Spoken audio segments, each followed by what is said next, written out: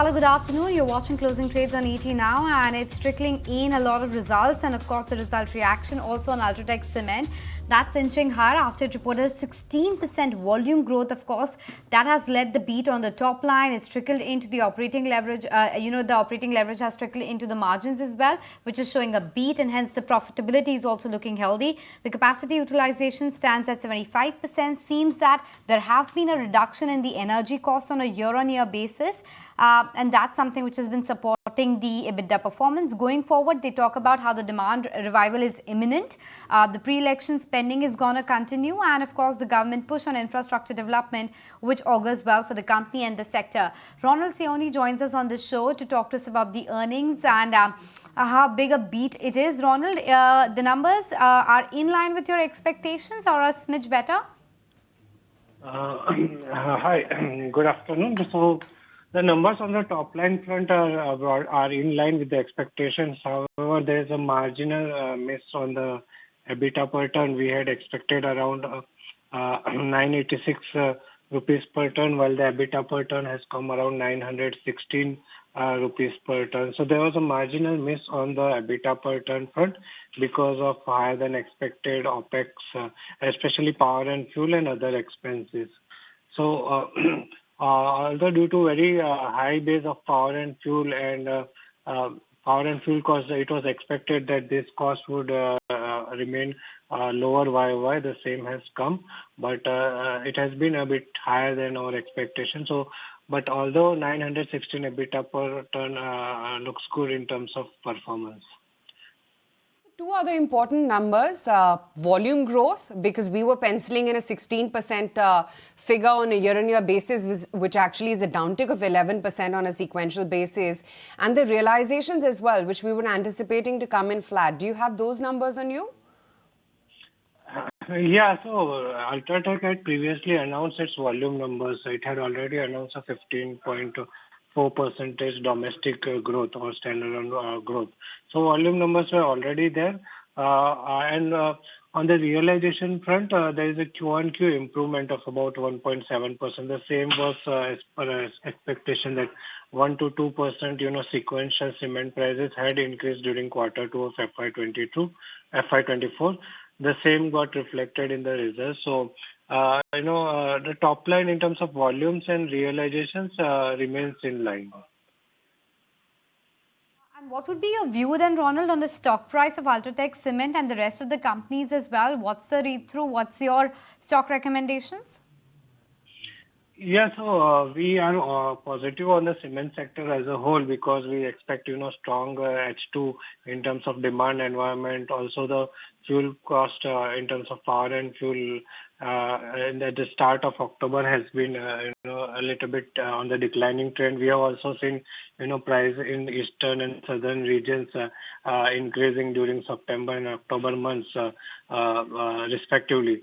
So pricing environment post quarter 2 has also been good.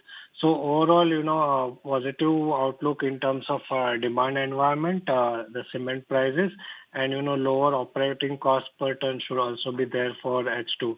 Ultratech, we have a buy rating currently with a price target of 9,500. The other preferred picks in the sector are Dalmia Bharat, Ramco Cements, Grasim Industries, and JK Lakshmi Cement. Great to have you on the show. Thanks for highlighting your view on not just Ultratech, but the entire sector as well. 9,500 is the price target from the House of Sheikh Khan on Ultratech Cement, which is a bit of a mixed bag, but the street is absorbing those numbers smartly because the stock is now spiked up a good 1.5% as we speak right now. Very quickly, let's take in a comment on what the market mood as well has been. Kunal, Nooresh join in as always for that. And Kunal, not bad, given that bleak start that we had. Since then, we've made a solid comeback. Yeah, it's a good comeback for the index after especially the handover from yesterday's trading as well as from the US markets overnight. I think it's a good show that the Nifty is still into a range. We are, still just fluctuating on the 90,700 mark. But again, the most or the biggest problem for the market is the lack of sector push, and especially the two heavy-weighted sectors like the private sector banking or the bank Nifty as well as the IT names.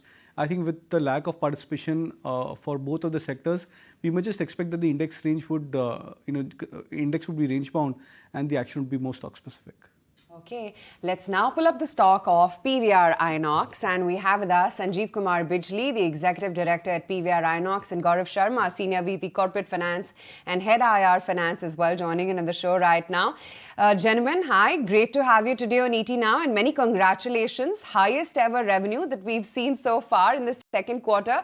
Mr. Bijli, if I could start the discussion with you, you must be elated at Team PVR Inox. It's been a really steady ship in the second quarter. The question is, can it continue this kind of momentum? Yeah, no, thank you so much. And you're right, it's festive season for us before the festival starts. We're all very excited and elated by the results in this quarter, which obviously was augmented by the great lineup of films and some great cinemas and new properties that we had added. And we're pretty confident and sanguine that this kind of a trend will continue because not only we have a good pipeline of films in the third quarter and the fourth quarter, and we're also adding some very exciting new properties going forward. And content also has improved, right? Because that was the earlier worry, and we have seen across different languages, across different, kind of genres as well. We have seen an improvement. The question is it also resulting in better occupancies? Yes, of course. I mean, I think these numbers are a reflection of admissions and occupancy. So the fact that people are coming back to the cinemas to consume all kinds of content, all languages, and also all medium, small, big films, and this is leading to higher admissions and higher occupancies, which is able to deliver these results. Right. Mr. Bijli, if you could just break up how the numbers have been and how the F&B revenues in particular have panned out for you. The SPH actually in this quarter, the spend per head that we define it by is about 136 rupees, which has gone up by almost 15%. And the average ticket price has been 276 this quarter, which has been a very healthy jump of about 25%. And the admissions this quarter were 48.4 million across all the screens. The question is, all of these improvements that you're seeing in the metrics as well, we have seen the improvement in margins on account of that, which is almost 20% and above. Do you think that momentum will also continue and there is a northward bias when it comes to margins going forward? Yes, that's the endeavor. And I think that is what we are hoping for. And that, as I said, is a combination of great content pipeline and great cinemas and new properties opening up.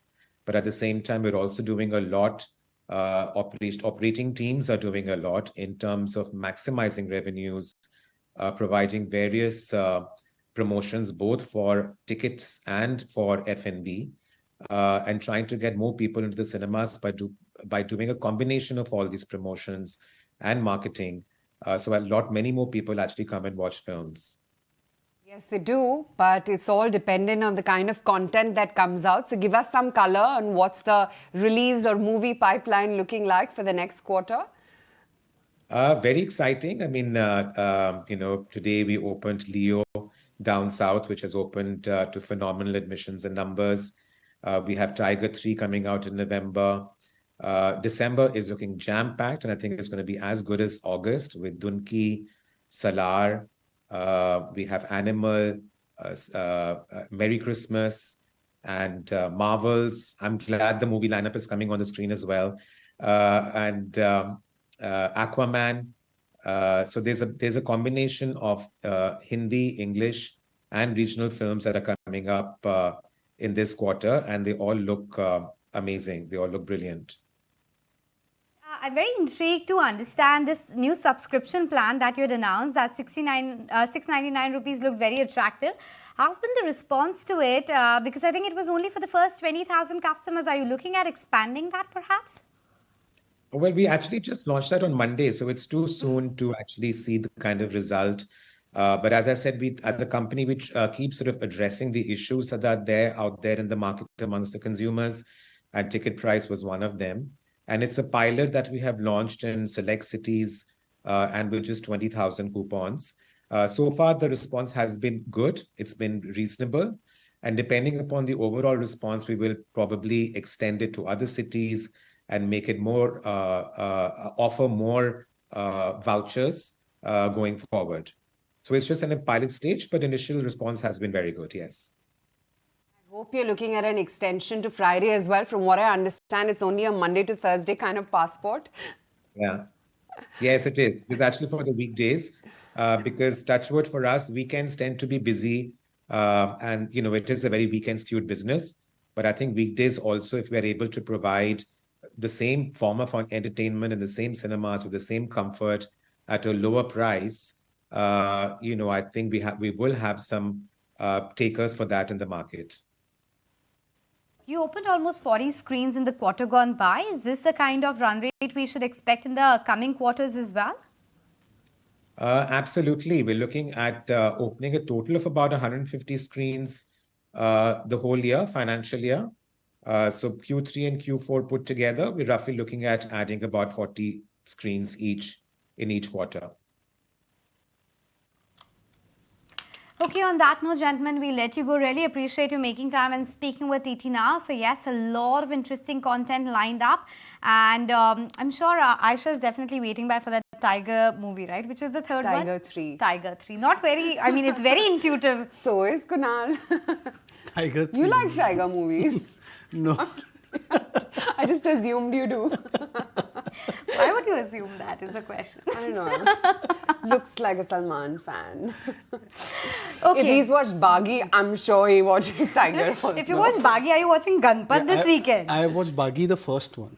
Not the second The one. first one. And are you watching the Ganpat No, which is not lined up this I'm not talking weekend? of Tiger Shroff, I'm talking of the I'm ones not from talking Salman. about Tiger Which Baghi is that? I'm talking about Tiger, Zinda Hai, and I have that not seen the first part one, one, part two. Whichever Okay, one it fine. We'll take this offline, guys. I think it's a discussion which will go on for much longer than what we can afford right now because, of course, we have to slip into a very short break. So let us do that. We'll discuss this offline and when we come back, we'll tell you what the takeaway is.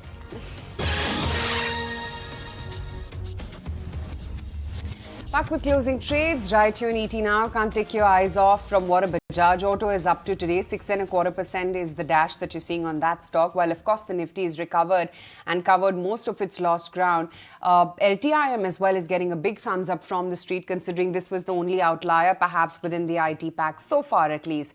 Nestle holding up 3.25%. Hero Motocorp is looking good, and IndusInd Bank as well, holding out smartly in trade, about a 2% move coming in there. Sandip Sabharwal as well joins in on the show. Sandeep, hi, afternoon. You think the risk reward continues to favor Bajaj Auto given their quarterly performance? It does, because of the fact that it's one management which is very credible. So when they talk of things like potential improvement in overseas as well as domestic sales, a good momentum in the festival season, as well as a pickup in the three-wheeler segment, which traditionally used to be the most profitable segment for them. So we need to sit up and take notice because that indicates that the overall outlook looks good. Because unlike some of the other managements on the two-wheeler side who continue to talk bullish when things were bad, the Bajaj Auto management clearly used to point out at that time that market conditions are not as great. And now they are talking of a strong growth outlook. So I think one has to take it credibly, and the outlook thus improves for the stock as well as the company. Okay, a lot of IT earnings also is what we have reacted to throughout the day, and there is more which is coming in from Mastek. Actually, on the top line, it's quite a strong performance, a 5% growth. We haven't seen it from any other company, but the big disappointment, of course, is on the margin front. The margins have dipped very sharply, and that's the reason you're seeing that the profitability has also come in lower on a sequential basis, and the stock is reacting negatively. So good revenue, but can't say the same about margins as well as the bottom line. We should pull up the earnings scorecard as well because a lot of big earnings reaction today. Nestle, for instance, is sitting at record high level. LTI Mindtree, we talked about how it's 6% higher. Bajaj Auto as well. But there are losers as well. So Astral, for instance, is down about 6%. You have Bandhan Bank, which would be down almost 3 to 4%. And then, of course, names like Shoppers Stop, etc. should also be there. And Wipro, of course, which disappointed. So maybe that earnings scorecard should come up for you shortly. But in the meantime, let me quickly take the view from Nooresh as well on a couple of these counters. Nooresh, what's your view on, let's say, LTI Mindtree on the upside right now, and even Nestle for that matter, sitting at record high? Are there Is the momentum likely to continue then? So LTI Mindtree has been a positive reaction on the results. Technically, upside resistance now comes at 5550, 5600, which was the top recently. So that would be a target price for the near term. If it crosses that, that would be a game changer in terms of the trend for the stock. So for now, would wait for a say any fade off move to tomorrow or day after to actually look at a buy on dips. Otherwise, the risk reward is not great. But Nestle looks interesting. We are seeing some FMCG names actually break out into new 52-week highs. So Nestle has crossed that 23,000, 23,500 zone. You have a Colgate also crossing a 52-week high. So overall, seems like a defensive move coming up in a few of the FMCG names. Nestle looks promising. Would have a stop loss below 23,000 and ride on to this move. Same with Colgate. Sandeep, just going through what to expect from Kotak Mahindra Bank, and they also will be out with their numbers. We're looking at a compression in margins, cost ratios, though expected to be stable, steady growth on both sides of balance sheet. At least that is what the poll is penciling in from ET Now. We just wanted to understand if all the bad is already baked into the underperformance that we've seen from a Kotak Bank, or for that matter, even from an HDFC Bank. And should you now look to add positions at these levels in both these names? HDFC Bank specifically, we'll see further compression in margins, and I think they still have some issues to grapple with in the context of the merger and what it leads to. And Kotak Bank, it's more an issue of it's not an issue of their performance. It's always been an issue of how overvalued they got, and then now the valuations coming back to levels which are comparable to other private sector banks. And once that entire process completes, then I think Kotak will be something to look at. It is still much more expensive than many of the other private sector banks. Enough. I want to discuss even the manufacturing space with you, Sandeep. But before that, let's listen into the conversation my colleague had with the minister on the sidelines of the big Google event which is underway, because they are talking about how Pixel 8 is likely to be manufactured in India. So after Apple, we have seen that a lot of these other global companies are looking at making India their home for a lot of this manufacturing as well. What would it mean for the sector? But in the meantime, listen in to what the minister had to say. Pixel 8 will be manufactured in India. This journey of Make in India, which Honorable Prime Minister Shri Narendra Modi ji launched in 2015, that journey has established India as a major destination for electronics manufacturing, as a trusted value chain partner. I am not saying supply chain, I am saying value chain partner, because today many of these equipment are designed in India.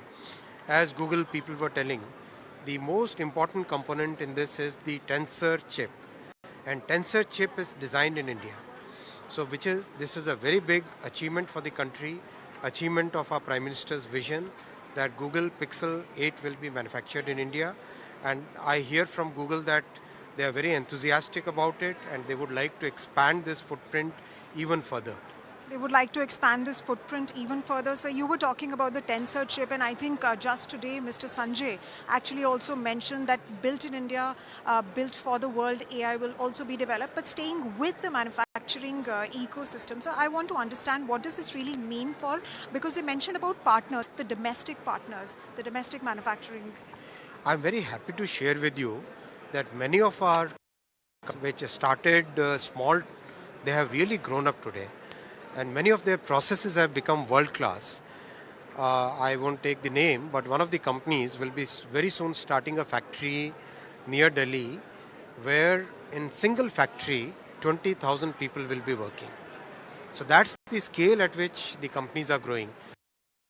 Sandeep, what do you make of these comments? A lot of these companies coming to India, but do you think, is this factored in the kind of valuations and growth expectations? Valuations of which companies? All of these, Dixon, Sirma, Amber, all the manufacturing companies. Yeah, a large part of it is because it's not that only these companies will get these manufacturing setups. I think there will be companies who will come in and establish things of their own, etc., or get their global vendors along with them.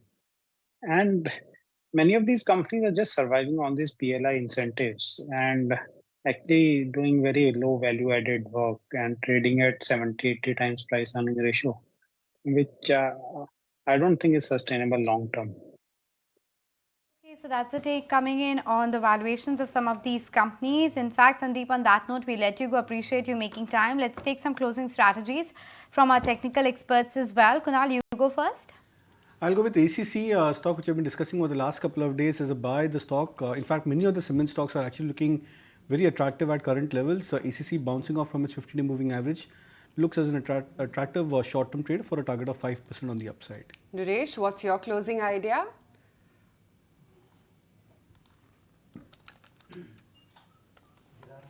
Nooresh, your closing trades? So that would be a buy on Hero MotoCorp. The stock has crossed the recent highs as well as crossing a 12 to 18 month high. Would expect it to go all the way towards 3600 in the short to medium term. Okay, point taken. But the other big event that we are watching out for is, of course, the match which is underway right now in India, Bangladesh. Bangladesh, of course, is batting first, and they're doing quite okay, to be honest. 57 runs, 0 wickets in a matter of less than 10 overs. We all remember that upset that had happened back, when it was, I think, the first match of the World Cup, India versus Bangladesh. In 2003 or 2007, one of those major upsets which had happened in India-Bangladesh match. Hopefully it won't happen today. But nonetheless, my colleagues are at the ground zero talking to a lot of these cricket fans. Listen to what they had to say. Asia Cup we lost, but this Indian team is very, very different, and this World Cup they are looking very, very consistent, and they will be looking for their 4th win on the trot. They've had a dream start to their World Cup campaign, and we are of course outside Pune right now, and the fans are ready to cheer.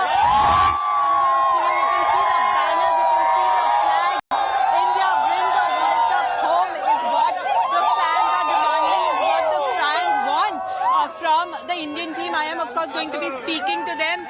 What do you expect from the match today? A big score from Rohit and Virat, and a brilliant bowling from and performance from Team India. Is Team India going to win it easily? Yeah, easily. Easily. And how is it going to be inside the stadium? How is going to be the josh? I think it's going to be electric.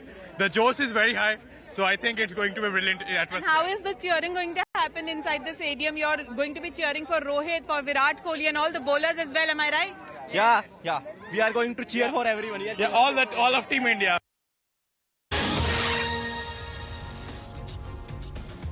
Back with closing trades right here in ET now. Still holding on to that 19,600 print, both on the Nifty spot as well as the futures. Recovered lost ground, but it's important to note whether the recovery is for us alone or whether that's transpiring all throughout the global markets as well, because Asia definitely closed in with deep gashes for itself. No signs of recovery there. There were markets like Hong Kong which were down about 2.5%, and that equates to a near about 500-point cut. Similar was the state with Shanghai as well, almost a 2% downtick coming in there. And Europe as well has started off on a weak footing. So about a 1% to about a 0.5% is the kind of cut that you're seeing across the board for those markets as well. The pre-market rates for the US equities, still early days, but they also are indicating some amount of softness after the weak handover that we had overnight last night. Siddharth Khemka as well joins in on the show. Siddharth, what's the global screen telling you about the resilience that the Indian markets are showcasing? So, hi, good afternoon. I think Indian economy is kind of, you can say in a way, relatively better placed to the global peers. And there are headwinds and that too several to name, with starting with the US interest rates, the bond yields, the inflationary concerns, the growth concerns, and to top it all, the geopolitical concerns, which kind of gives the volatility which the market doesn't want at this point, where earnings are kind of picking up, both in the US as well as in India. The earnings are pretty much the only thing that is kind of supporting the markets.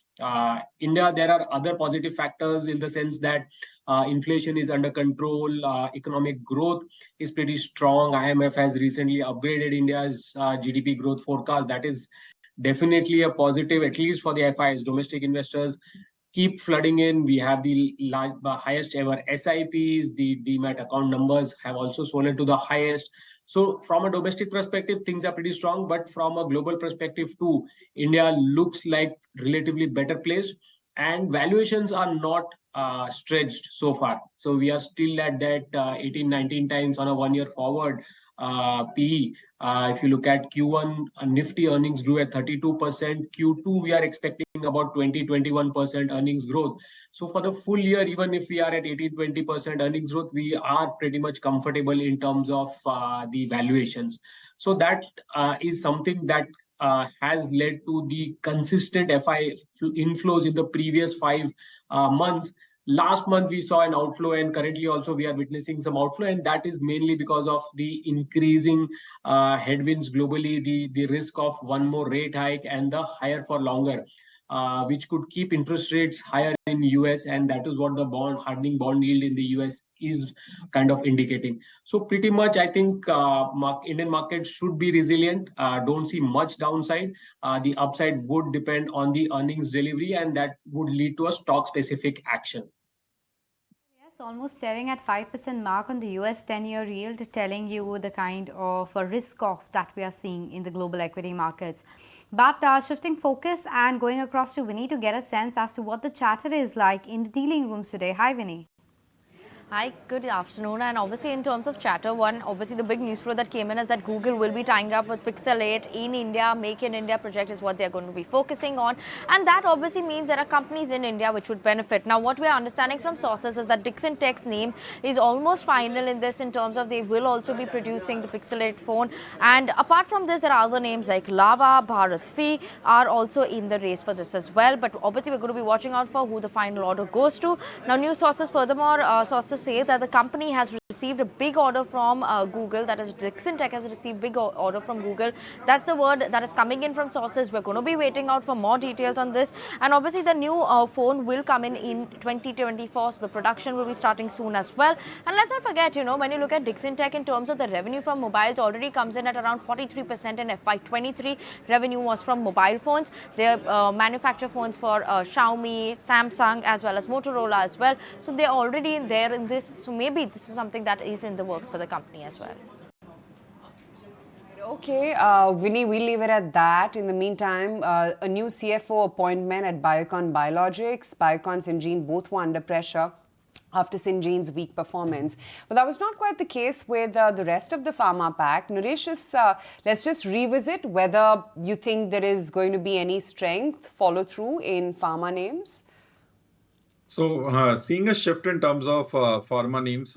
So it started off with Aurobindo and Lupin taking the leadership, but we are seeing some bit of leadership coming back to Sun Pharma and Dr. Reddy's, the largest weights. So Sun Pharma is not far away from a 52-week high as well as an all-time high, just 2-3% away from that. Dr. Reddy's yesterday tried to make a move wherein it has created a base around 5,400. So in terms of pharma, the shift could be happening towards Dr. Reddy's and Sun Pharma. These two names look the most interesting in the pharma pack. The other names could be indicating some bit of a pause. So something like a Lupin and Oro could get into a pause, a sideways consolidation. But Sun Pharma and Dr. Reddy could take leadership from here. Okay, the leadership has also been taken by Nestle in the entire FMCG pack, sitting at record high level with that gain of 4%. Siddharth, you got a chance to look at the numbers? We were expecting within the FMCG stable, there are only two companies which we are expecting to be good numbers, and Nestle was one of them.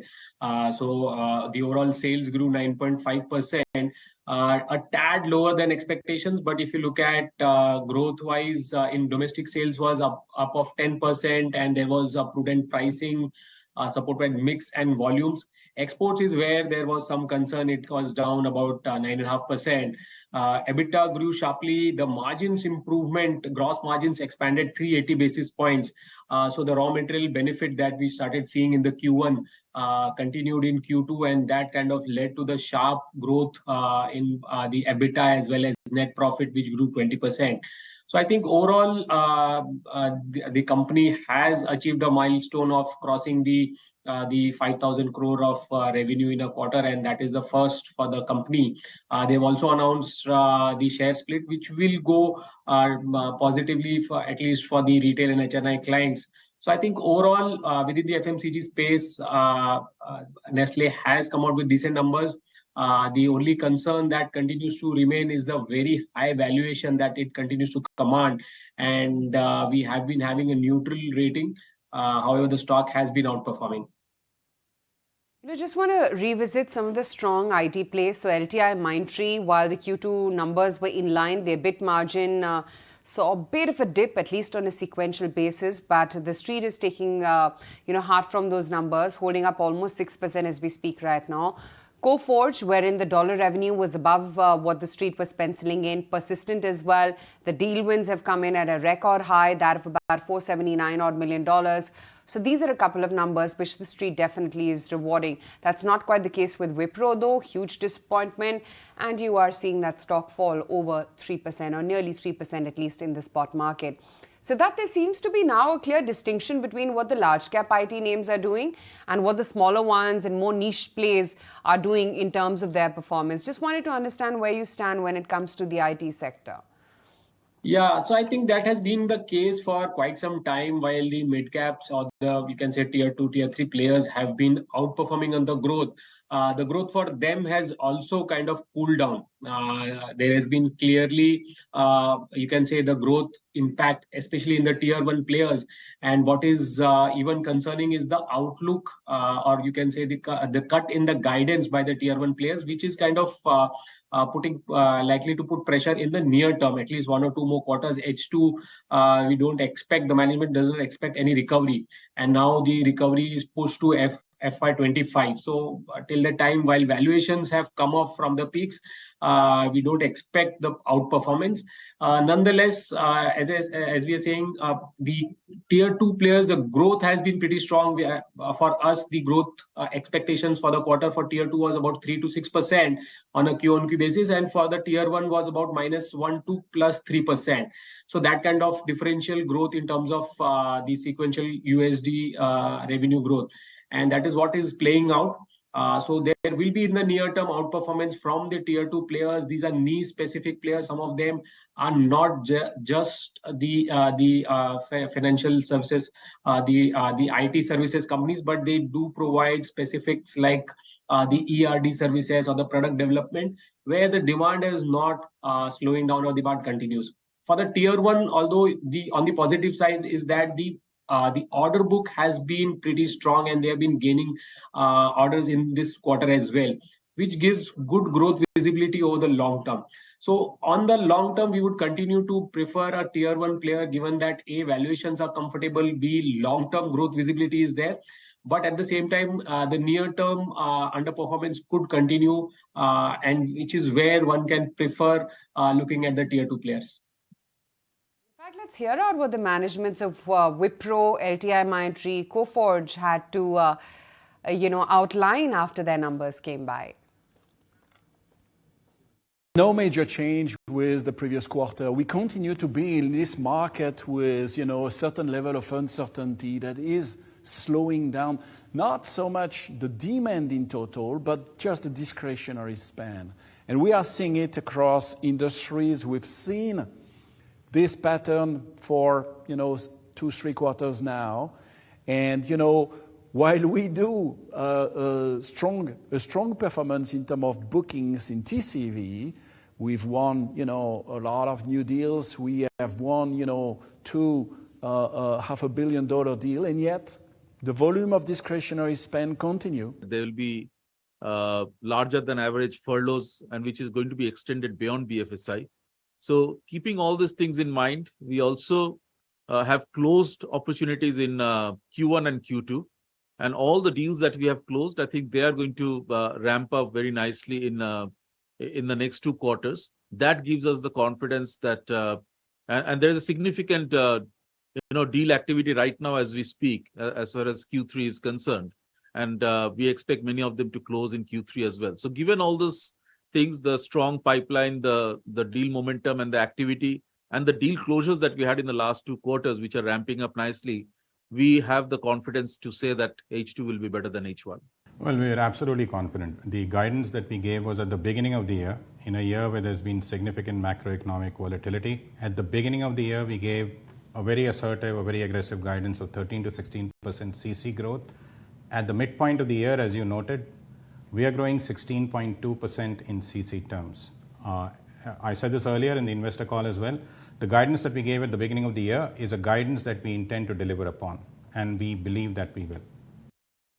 Okay, so those were the IT majors talking about their earnings, but the other shining star, of course, is Bajaj Auto, and the kind of momentum that we have seen on that stock, 6 to 7% higher. Siddharth, what's your take in the two-wheeler space? Do you think it will be the year of Bajaj Auto this time? So I think, Ansha, if you look at the overall auto space, the passenger vehicle segment has been far outperforming in terms of volume as well as earnings delivery, followed by the CV segment. Two-wheelers as well as the tractors is where we are witnessing a kind of pressure in terms of volume. And while the entire sector has benefited from the margin improvement, from the improvement in supply chain, lower costs, that is definitely a case where Bajaj Auto is also benefiting. But we would continue to prefer the passenger vehicle segment and the CV segment. So our preference in the auto space would be a Maruti, followed by Tata Motors and Ashok Leyland. Both within the two-wheeler space, we have a neutral rating on Bajaj Auto, while Hero Moto, because of the cheaper valuations and the improving growth in the rural sector, we have a buy rating there, and we prefer Hero Moto over Bajaj Auto. We're talking about autos. Let me also bring on board the kind of reaction that we are seeing on Indraprasth Gas. That stock is down almost 4 to 5%. Of course, there are reports doing round about the new policy, the EV draft policy, which has been adopted or at least planned to be adopted as far as the Delhi circle is concerned, which would mean that there will be a faster transition to electric vehicles versus CNG. And of course, IGL might stand to lose on account of that. Kunal, your take as far as IGL is concerned, and any other names from the oil and gas space that looks interesting to you? Nothing as such. In fact, all the three gas names, IGL, MGL and Gujarat Gas, they've actually been underperformers when you look at it over the last 6 odd months. I think IGL has corrected from 600 odd levels to 450. The stock was at one point around 420, 430 mark. Last 1 or 2 months, you've seen a mild pickup. But then, when you look at the structure as such for IGL, MGL and Gujarat Gas, it's been that these stocks have gone through a consistent downtrend. There have been bouts of short-term rallies, but those rallies have been actually good opportunities to try and create fresh shorts. So, would not be too much enthused into buying any of the stocks from the space. Right. Kunal, what's the take now on the Bank Nifty? Because, what's pulled up is not your heavyweights. I mean, yes, they also have covered some lost ground, but it's largely IndusInd Bank, which is an earnings reaction, the Scan Bank, RBL, not high weightage names. Yeah, not high. And that's the biggest problem with the banking index, because, you don't have large cap banking stocks which are participating, showing any kind of a recovery. And the mid caps and the small caps are the ones which are performing. So price performance is one, but the weightage of these stocks is negligible when you try and compare this with the overall weightage of the larger cap banking names. And I think this is the bigger problem why the Bank Nifty falls on its own weight. And whenever you see weakness across the larger cap names, and even if 2 out of the top 5 heavy weighted names, if these stocks they start to show any kind of a selling pressure, you eventually see the Bank Nifty take a sudden U-turn from the intraday highs like what we saw today. Even on the positive side, for example, today when the Bank Nifty recovered after being down some 250, 300 points, there was good recovery for the likes of ICICI Bank, Axis Bank, IndusInd Bank. But then, HDFC Bank was one of the first ones to try and get back into that negative territory, and then followed suit by many of the other private sector banking names. So the weight of those larger cap names and the underperformance is costing the Bank Nifty not holding on to its support points and even not lasting on to the greener territories. Okay, point taken as far as the Bank Nifty is concerned.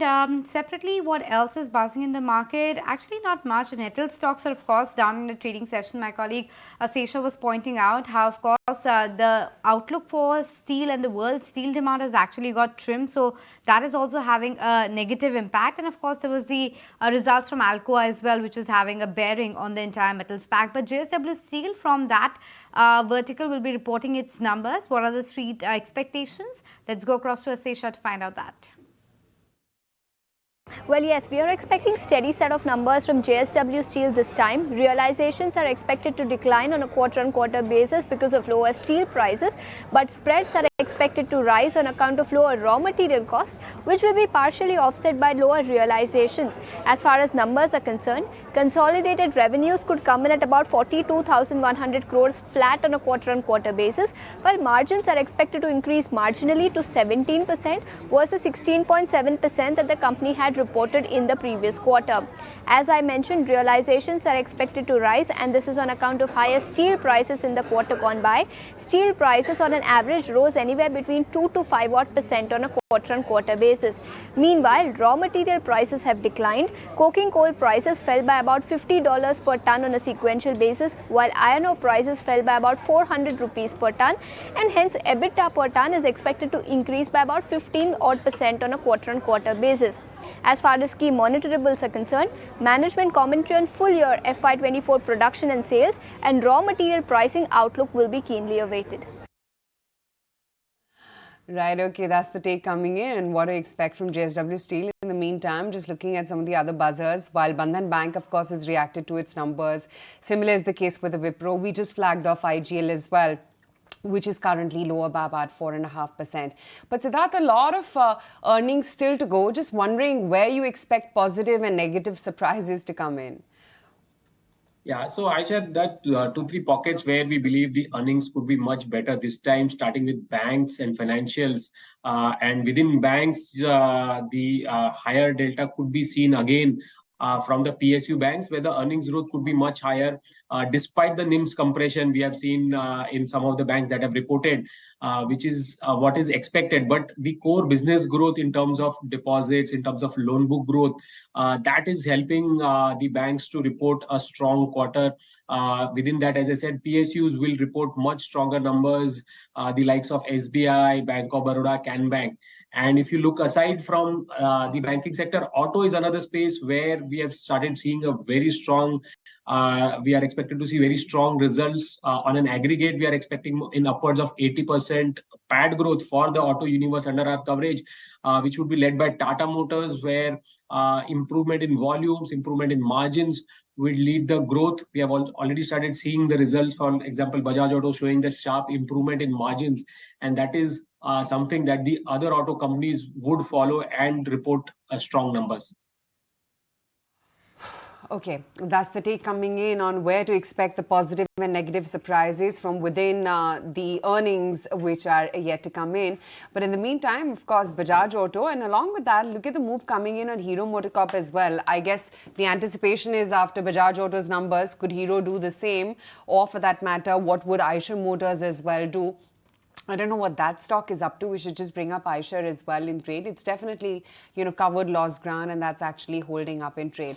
But Siddharth, since you were just mentioning about autos, just want your thoughts specifically on two-wheelers, because there was a lot of fear out in the market as to what's going to happen to, RE volumes, given the threat now from Hero MotoCorp as well as Bajaj and the new offerings from their stable. Does that still persist, you think, for Eicher? So I think, yes, that is more of a sentimental to start with because of the newer launches. RE has a strong foothold in the premium segment, or you can say the higher CC range, 350 and upwards, where it continues to do pretty well. And that is a niche segment. It is not a mass market segment that the volumes would start getting affected.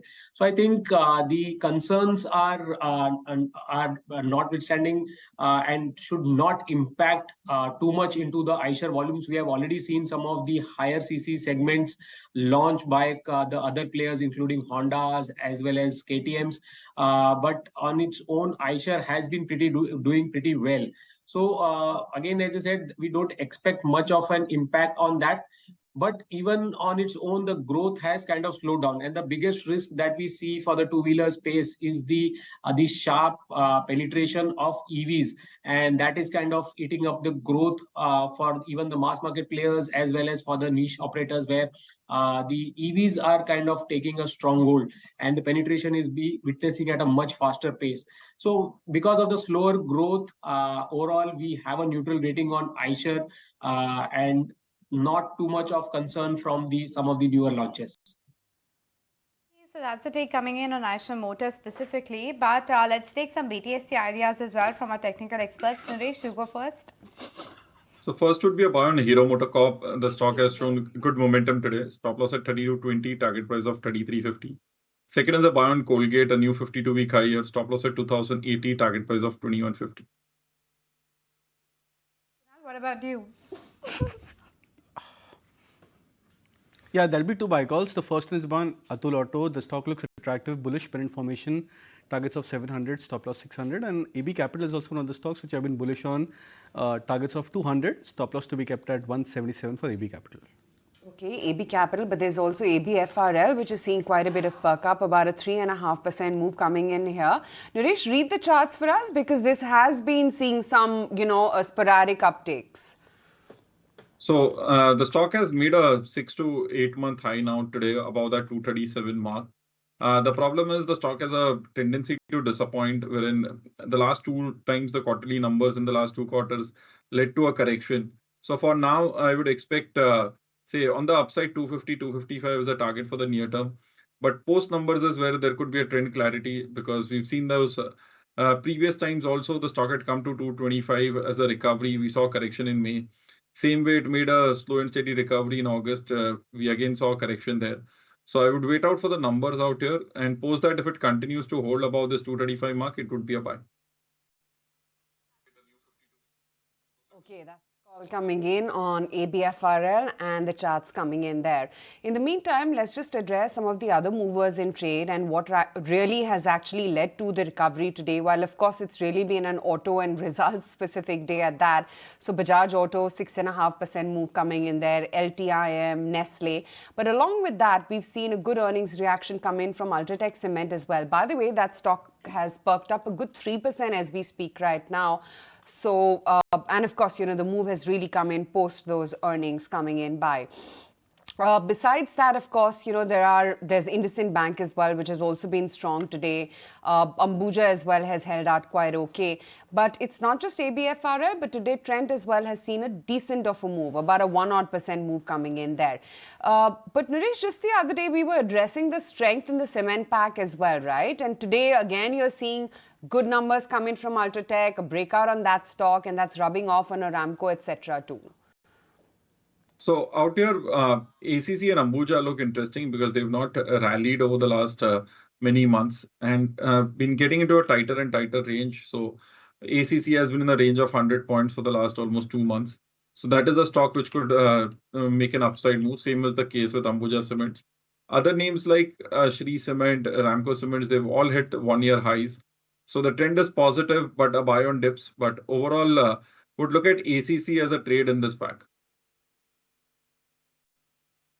Okay, so that's the take coming in and what some of the cement plays are up to. Siddharth, I don't know if you had the chance to take a look at Ultratech Cement's performance, because it's an inline to slightly better performance coming in from Ultratech. The revenues have been slightly above, EBITDA and margins as well slightly above what the street was anticipating. And the commentary looks pretty strong, indicating that perhaps that's going to be the color that we're going to hear from the rest of the cement plays too. Yeah, so I think overall cement was another space that is where we are expecting a pretty strong quarter this time around. So overall, we are expecting about 74% growth in the PAT for the coverage universe. We got the numbers from Dalmia Bharat Cement earlier, which was pretty strong, and now today Ultratech also.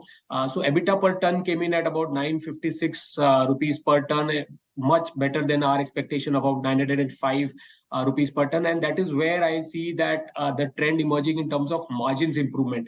Volume growth has been pretty steady, and the outlook has been pretty strong both by Dalmia Bharat as well as Ultratech, and these are the two stocks again where the results have come, and we have a very positive view on both of them.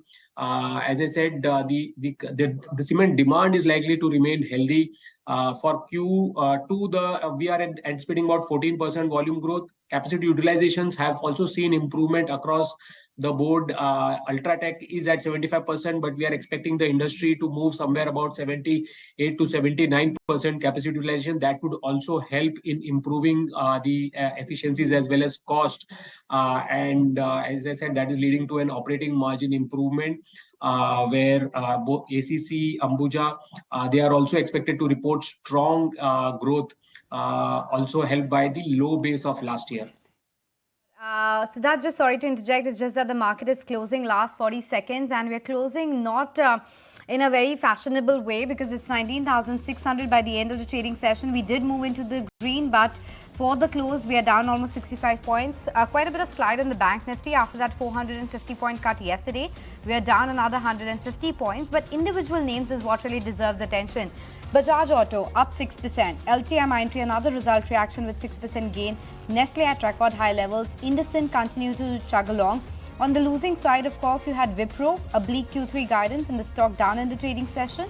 Astral saw a cut of almost 5 to 6%. From the broader markets, Shakti Pumps was up almost 20%. KSB Pumps saw good momentum. Paytm on account of that. Jeffries initiation was also in focus.